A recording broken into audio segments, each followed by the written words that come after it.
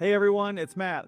This video is a little different. It's a behind the scenes look at one of our group coaching calls from the OctoClean Media private training platform. In this session, I'm breaking down my favorite techniques and best practices for prospecting follow-up.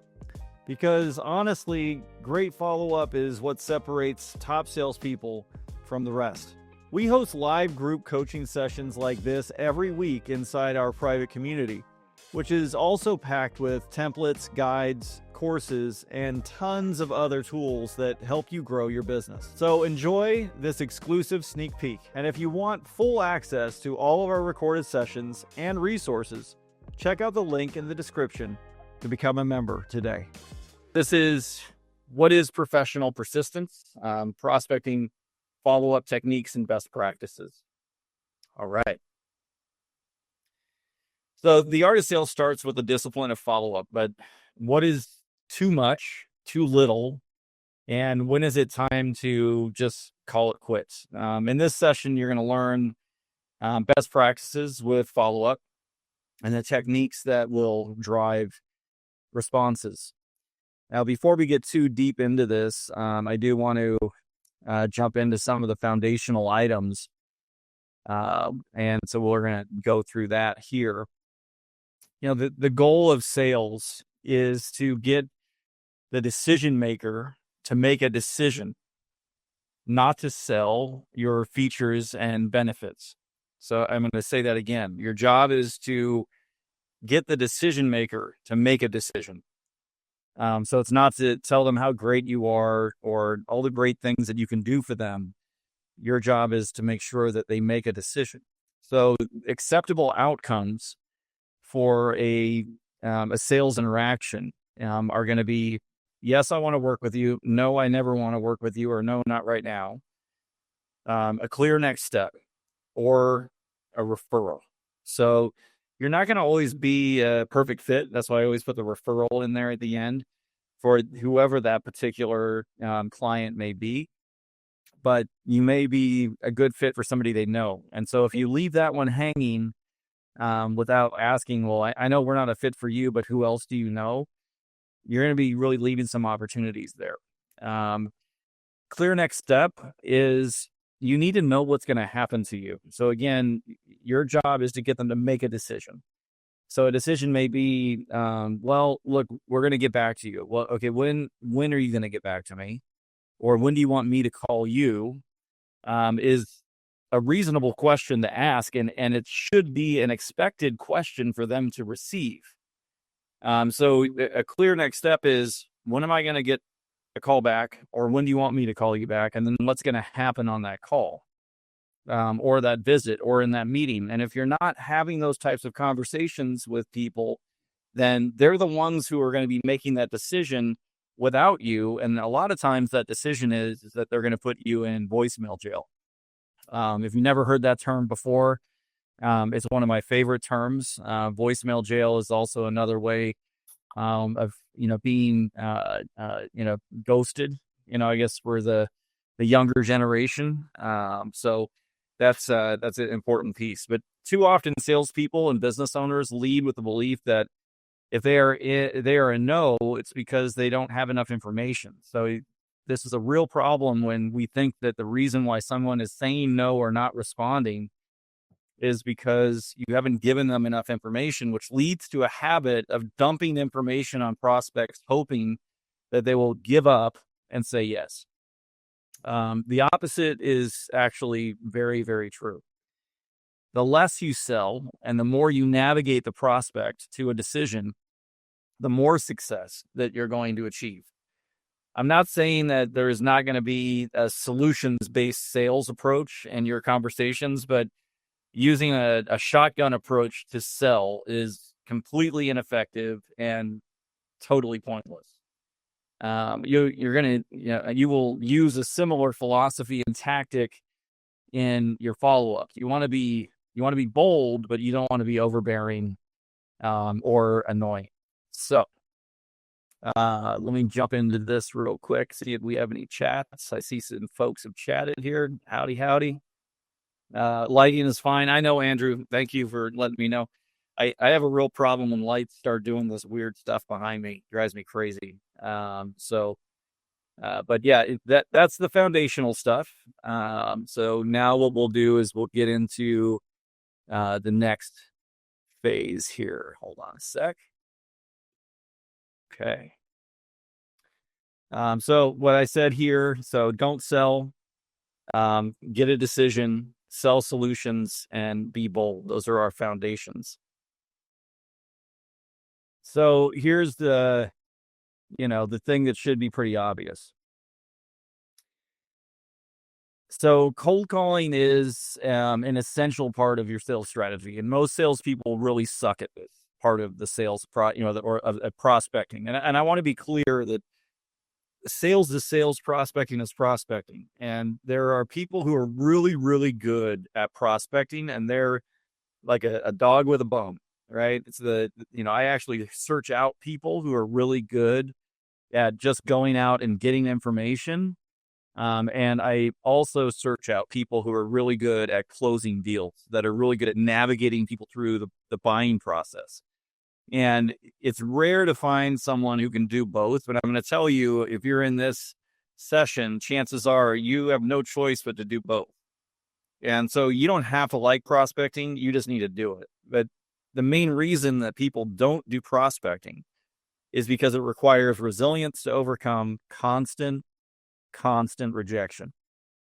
So the first thing I would want you to do is start by reading the Ultimate Prospecting Guide that's found in our toolkits and guides section of this platform. I'm not going to bore you with the details here. I will highlight some things, but that is something that you really need to dive into and use the group discussion area here in the platform to ask questions about it and get clarification on things that you learn from that.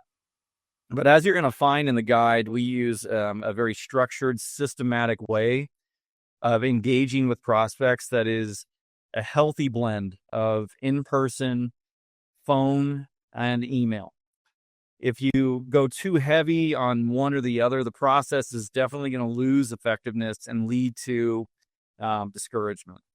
Worse, if you're a heavy email prospector, it can lead to unsubscribes, which greatly reduce your ability to get appointments. You want to use the guide. It's really the bottom line. Use the guide. All right. Okay, we did that. All right. So let me see if I need to switch this or not. Hold on 1 second. All right.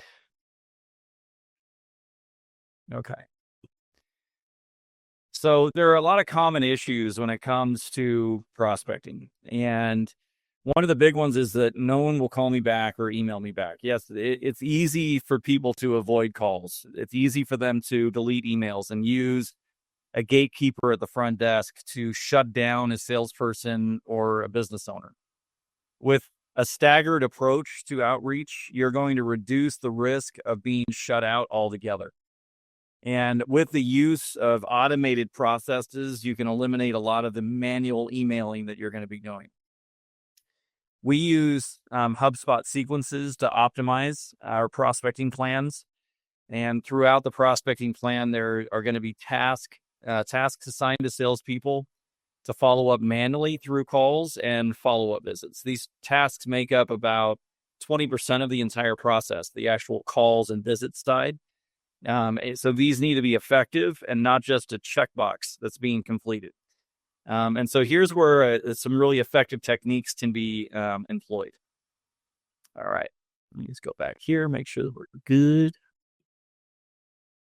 Okay.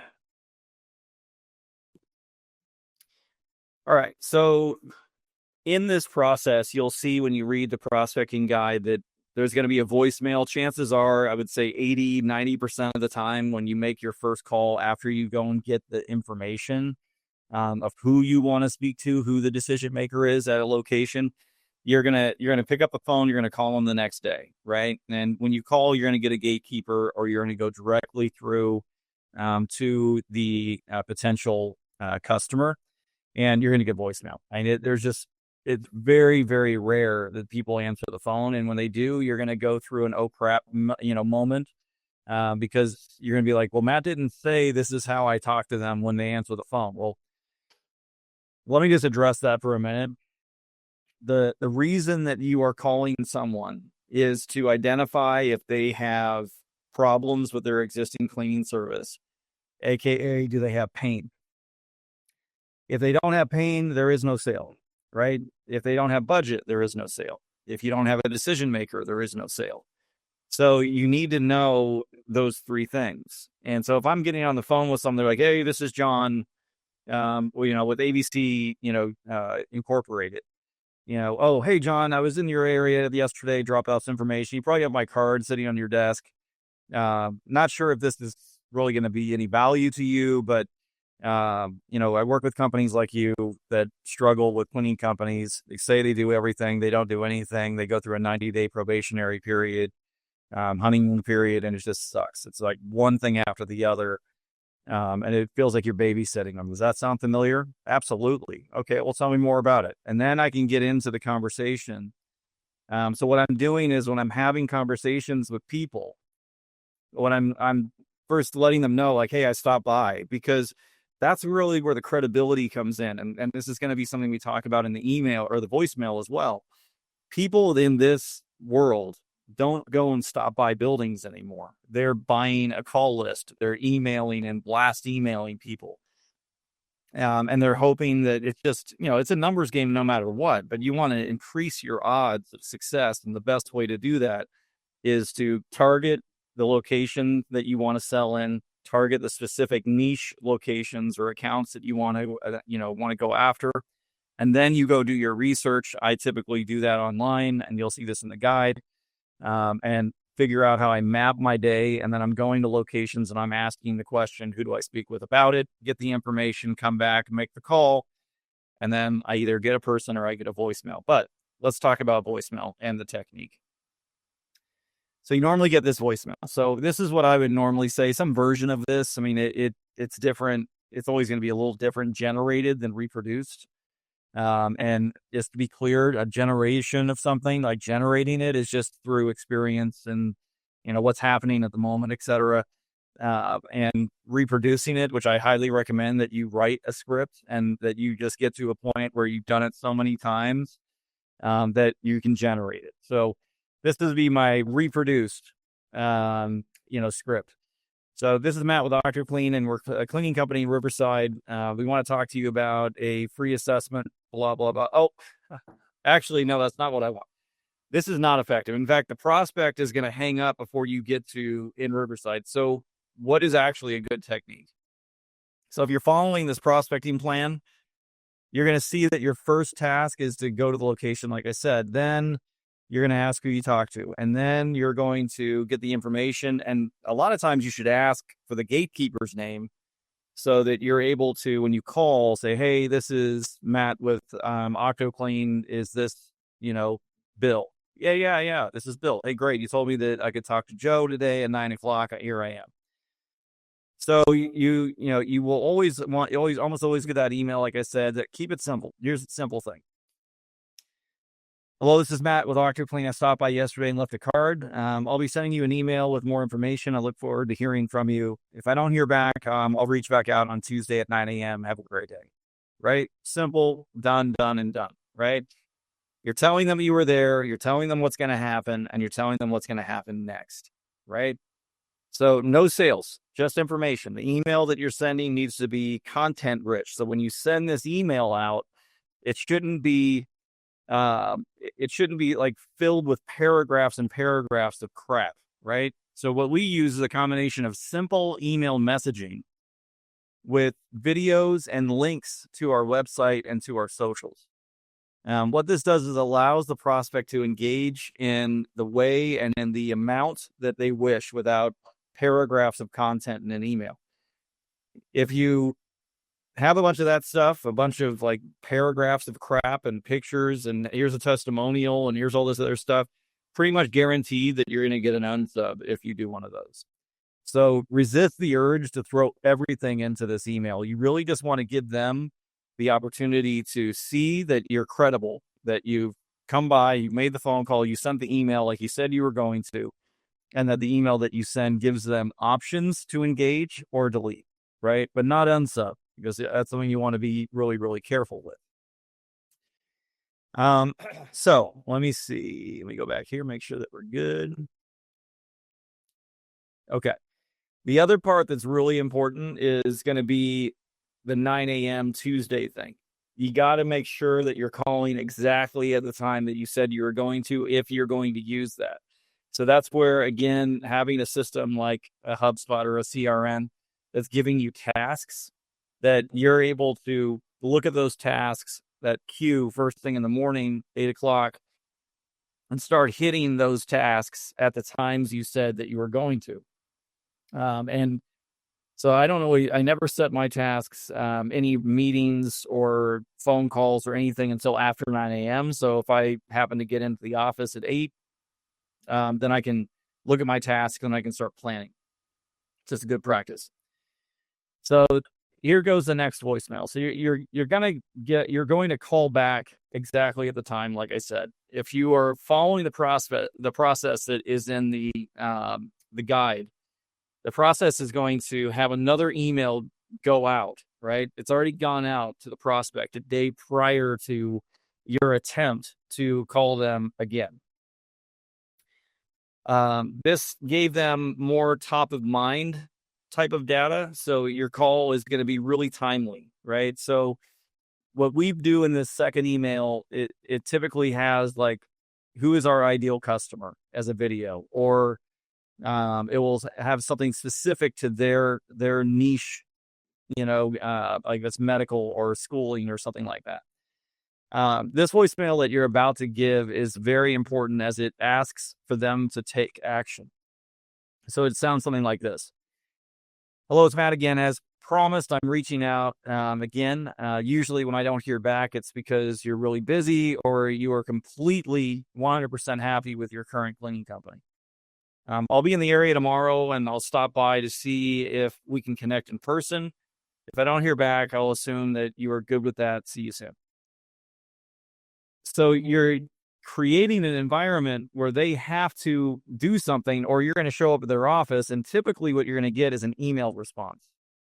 And that email response is going to be from the email that we had the day before. And it's going to say, hey, you know what? I'm not available tomorrow, but can you come by on Wednesday? Yeah, not a problem, daytime, whatever, and you set it up. If they don't call you back, you're going. And you're going when you said you were going to go. And you're going to show up and they're going to see that you're credible and that you're being professionally persistent, right? That's really what this whole topic is about that professional persistence. I know it seems a little pushy and it is direct. And you're going to want to tailor your approach to this email or this voicemail any way that you can, but the intention really cannot change. You need to put them in a position where they're going to take some kind of actionable step. You want them to reach out and tell you to go away or give you a better time to come out. Like I said, this works 100% of the time, 40% of the time. I promise you it will work 0% if you don't do it at all. So just do it. Very, very important that you just put this in place. All right. Let me see if I got any chats. I'm going to just take a minute.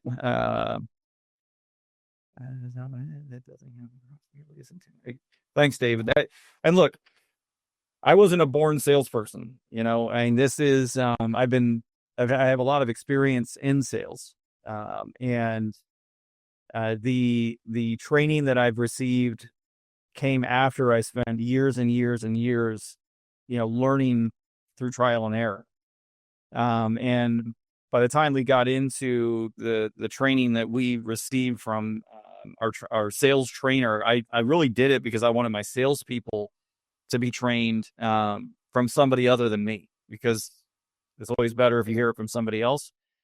But I've never really thought I've always been turned off by sales in general, right? It's not, but I'm very interested in human behavior. And that human behavior is, how do we get people to take action? How do we get people to do things? And how do we help them to solve big problems? So that's just, so I'm glad you mentioned it. It shouldn't be intimidating. It should be easy. It should be systematic. So it's, I'm glad you recognize that. All right. So let's see. Next voicemail. All right. So actually, I'm going to go back because I don't want to do that yet. Okay, cool. So the visit. So now we're talking about that visit that we told them we were going to make. So you're going to go when you said you would. And when you arrive, the gatekeeper is going to recognize you because it's only been a couple weeks. And I'm imagining that you're going to be a very, memorable person. So in order to be memorable, we can get into that another time, but you should have a brand. I mean, your uniform should be your uniform, the way that you look, the way that you dress, the cologne or perfume you wear, like everything should be consistent. Because if you start wavering off and like you get a different hair color every week, then you're going to, that's not going to work real well. So you're going to let them know when you get to the office, talk to the gatekeeper, that you left a voicemail with the contact. And I'm sorry, I'm getting distracted over here. So that you left a voicemail for the contact and they know that you were coming today at that time. This may get the action that you want. Remember that the outcomes that you want are yes, no, or a clear next step. That could be get the hell out of my building, which is a clear next step. And that's a win. So you want to be bold. The outcome could also be an appointment, which is the first sale that you're actually looking for is an appointment. I think that's a big mistake that most people in sales make is that they're always selling features and benefits. They're always selling how great their services are, that they're the best in the area, that they're this and they're that. But really what you're wanting to find out is, do they have pain? Can you help them and schedule an appointment? And then from there, now we're moving into the next step, which is going to be site assessment, pain extraction, solutions, and etc. So we don't want to get too caught up in, I've got to have this really flashy, beautiful brochure. And if I don't have that, then I'm not going to be taken seriously. No, you need a great business card and a really good process, right? And so when I look at prospecting, I go back to one of the things that I really, push all of my folks to instill in their daily lives is building habits. And habits around prospecting is not something that you just do every day. It's a system, and you got to have a system for how you're going to do it. And that's what we're talking about now. But it's also knowing that you're going to prospect on Tuesday, Thursday, or whatever the days are. So you really have to be good about that kind of thing. So, and on the other hand, if they say, let's say you go to this building and they say that they don't want to see you, then you're back to the process that you're going to learn in the guide.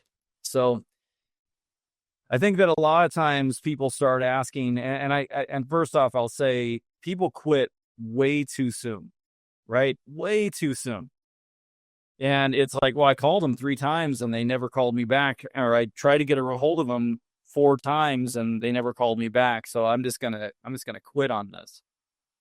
Quitting is perfectly fine. Like quitting is actually a good thing because you want to be able to focus your efforts on the people who want to work with you. But in every industry, but I only know this one really, really well, is that there's two things at play here. One is that there's latent need. So people don't know that they need you, or they've become so resigned and familiar with the issues that they've been having with the cleaning that they are not really focused on the issues that are there. And that's why the way that we market and the way that we send emails, it is to talk about pain and solutions. It's not talking about the features of what OctoClean can do. So you really want to focus on pain and solution points. Okay. So hold on a sec. I lost my train of thought for a minute. So what tends to happen too often, right, is that people are just like done and done after 3 or 4. And what that shows is that you're not disciplined enough as a company, as a salesperson. And I would even say discipline, you don't care enough. Like you're looking for that, really quick answer, yes or no. And you're looking for with a client, especially in this industry, you're looking for a client that's looking for a marriage, not dating, right? I mean, this is the dating phase right now, is that you're trying to engage with them. You want to get a marriage, right? That's what we're trying to do. So, I remember what I was saying. So the basic issue is we have latent need they don't know. So we're doing pain and solutions-based selling. And the other is that it's not easy to make a change, right? So they're going to have all of this stuff, this mind trash, and real life experiences with cleaning companies that have said they could do a million things and make all the promises in the world. And then when they show up 3 months later, they're doing crappy work and they have to beg them to do the work right. And they have no processes in place to keep track of quality of service and consistency of service, QA programs, schedules, etc. And so they're really doing improvements by customer complaint. And so the customer is looking at it like, well, I mean, I might as well just keep complaining and I'll just stay with who I have, because if I go with someone else, I have to do the key change, I have to do the alarm codes, I have to introduce them again, and then I'm just going to be right back in the same cycle of, every cleaning company is the same. And so you've got to have these types of understandings so that you don't give up too soon and that you stay on track with the foundational pieces in your prospecting around solutions-based sales. Look for pain, talk to them about the things that you can do to solve pain, not features and benefits. And somebody could argue, honestly, I mean, I know that somebody's probably listening to this right now and they're like, well, if you're telling them how you're going to solve their problems, isn't that a feature and benefit? Well, I'm not giving them that unless they are telling me what the pain is. The emails we're giving them are not, is laced with all kinds of crazy stuff that's 25 paragraphs long. It's optional. Everything is a click to a solution, right? Not here's a 3 paragraphs of all the things that we can do, because that just cheapens what we do. So you got to be really good and strategic about how you're going to do that. All right. So then finally, we've got this piece. So when is enough enough? We use a series of follow-up emails and if the prospect continues to avoid, and then we send them a final breakup email followed by a call. So this is a point that you need to decide if the prospect is worthy of another site visit or a simple call is enough. So if I'm sending them a breakup email, the email may say, hey, haven't been able to get a hold of you. Like I said, I'm sure you're 100% satisfied. We're going to leave you alone. We'll keep in touch, from time to time to see if anything changes. If that's not the case, then let me know. Otherwise, have a good day. Just kind of leaving it alone. And then we just make a simple phone call a couple days later. Hey, I'm just following up on that email, making sure that we're actually done. And if they never call back, guess what? You're actually done. But you'll see when you read that prospecting guide that's like 7-8 different touch points that are happening before you actually quit on them. So you're not quitting after the 3, you're not quitting after 4, you're quitting after 7, 8, 9 times that are scheduled in very specific time periods so that it's not too overbearing, but it's not allowing them psychologically for them to forget that you exist, right? So timing is really important. It's, I think, just as important as technique. It's just as important as what you're talking to them about in the voicemail and what you're sending them in the email.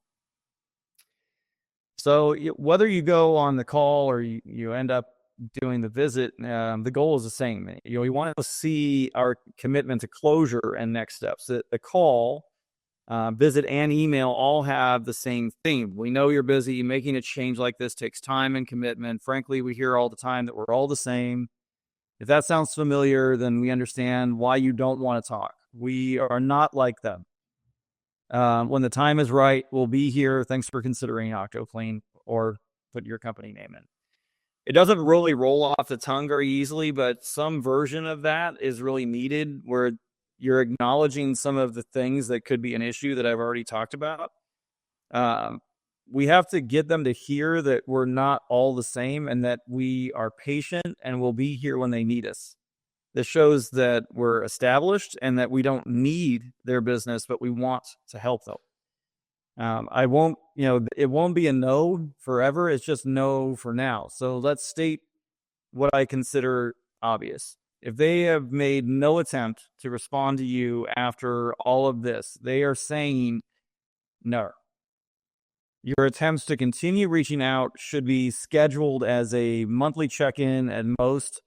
I also encourage a monthly or quarterly newsletter to be like a top of mind type of email. Your foundational belief needs to be not if, but when they are going to need you. So with that, I'm going to leave you with this.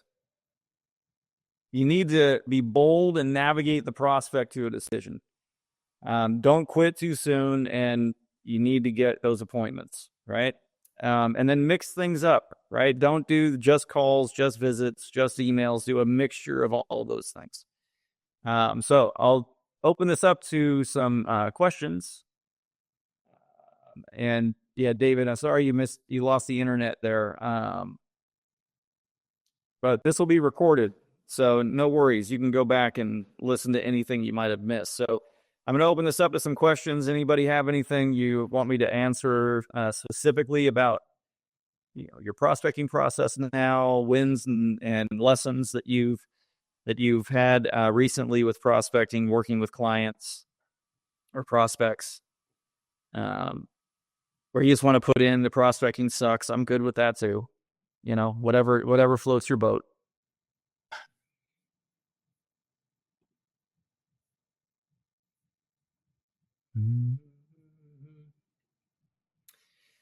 All right, Andrew, your question, medical plazas with many smaller offices versus targeting large buildings. Would you target one or the other or both? All right. So typically a medical plaza is going to have a property manager who's responsible for the common areas.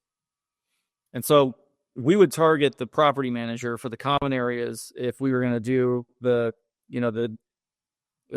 big medical plazas that all suites have their own janitorial companies, because they usually will, consider you a preferred vendor if you are doing the common area space. If you're just going from suite to suite to suite, that creates, it's hard to make money doing it that way.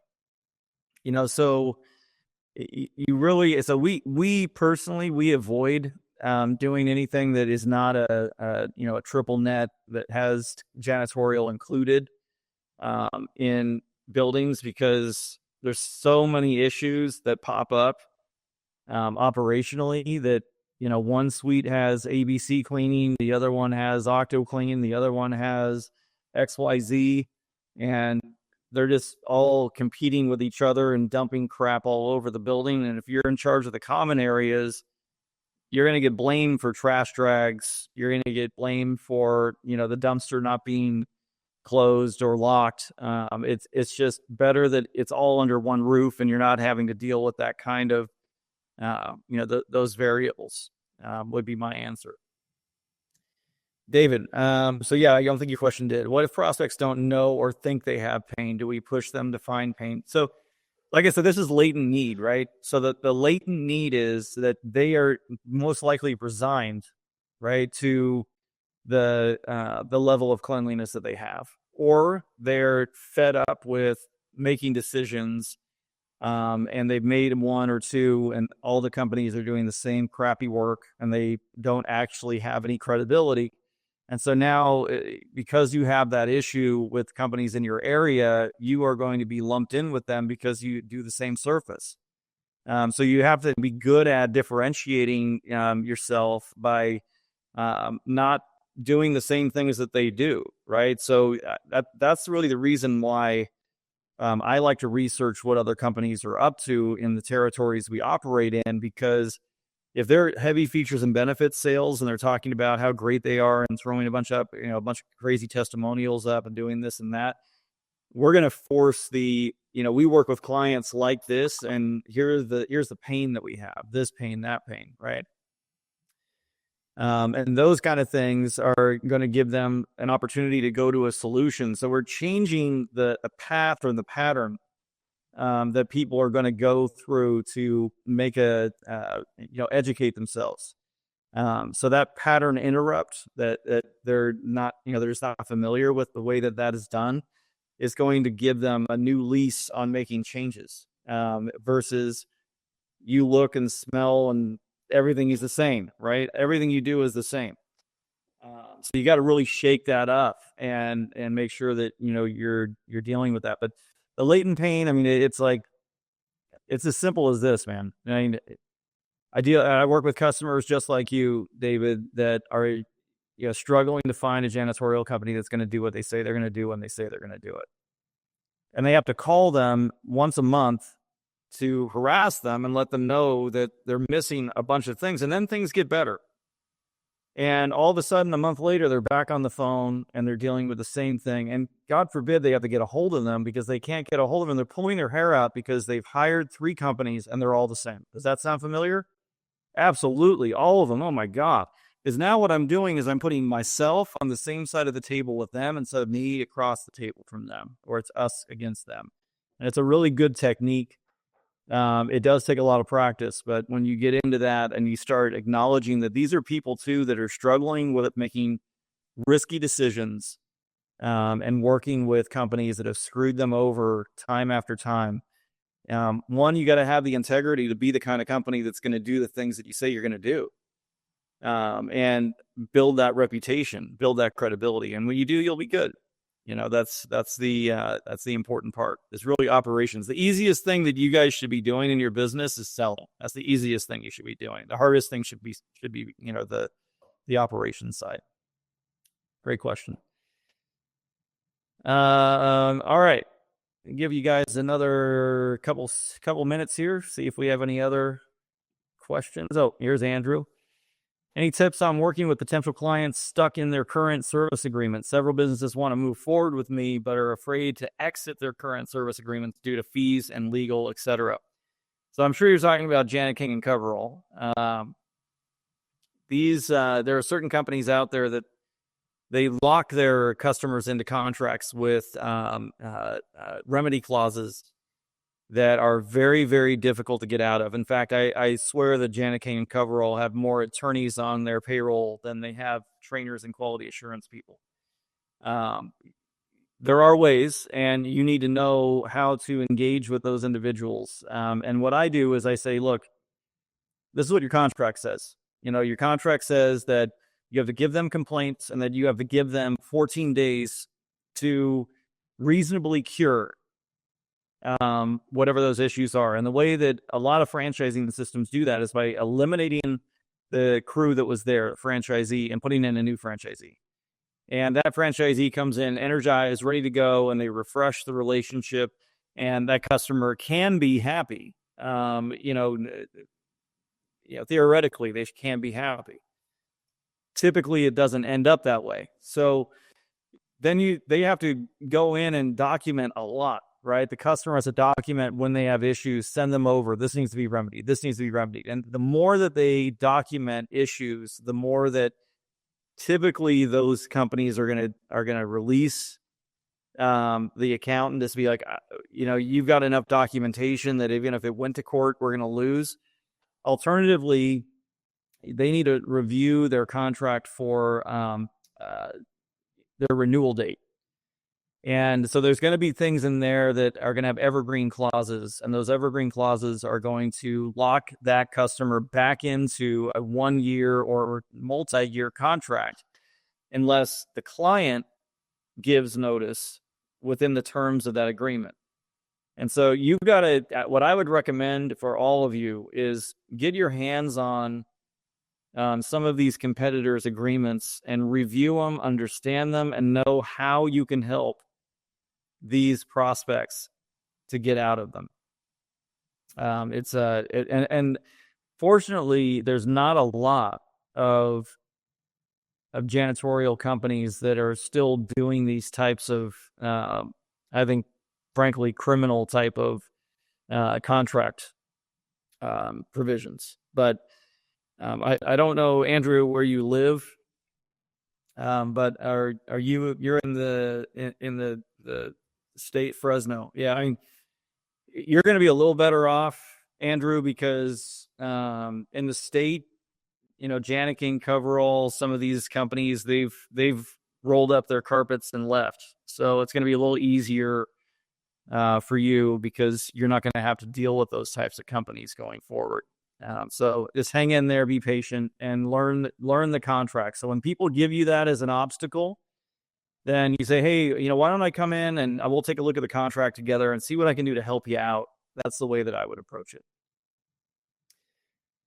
So great question, Tay. Where would you find these kind of contracts? I mean, look, if you've aligned yourself with a prospect and they really want to work with you, but they're afraid of getting out of it, the best way to get your hands on these contracts is to do what I just said, right? Is be like, hey, let me come in. Let's look at these contracts together and let me see what I can do to help you out.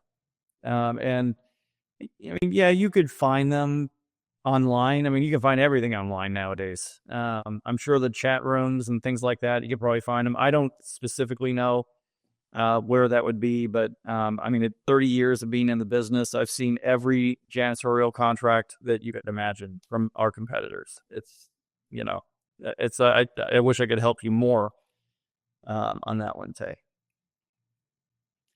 Yeah, so like you said, David, you got a few from a friend who's a property manager. I mean, the first thing you've got to know, Tay, I think, is that you need to know that you need them, right? And once you need to see them, all of a sudden they're going to start showing up. People are going to want to hand them to you. All right. So I'm going to wrap up in a couple minutes here. If there aren't any final questions, I'm going to go ahead and close this thing out. Like I said, I'm really excited by the amount of activity that we're having on our group discussions. I do my best to get on there on a daily basis to be able to answer some things. I'm also looking forward to our monthly drops with some new content that we're going to be sending out. And I highly encourage you to consider taking, if you have employees, I mean, it's a small amount per month to consider having them come on as a member, $29 a month. I think it goes a long way that your employees see you look at this as a resource for them as well. And Andrea, thank you. Yes, courses go live tomorrow. Andrea will likely tell you what that is. Andrew, thanks. It means a lot that that you guys are on here and that you really like the content that we're putting out. And I'm looking forward to the day when we've got 858,000 people on a call like this, because our goal is one thing and completely singular, and that's transforming this industry. And the best way to do that is to engage with people who are out there doing this every single day. So just keep on trucking. It's the people who do it consistently that are going to make the difference. So just keep on doing it.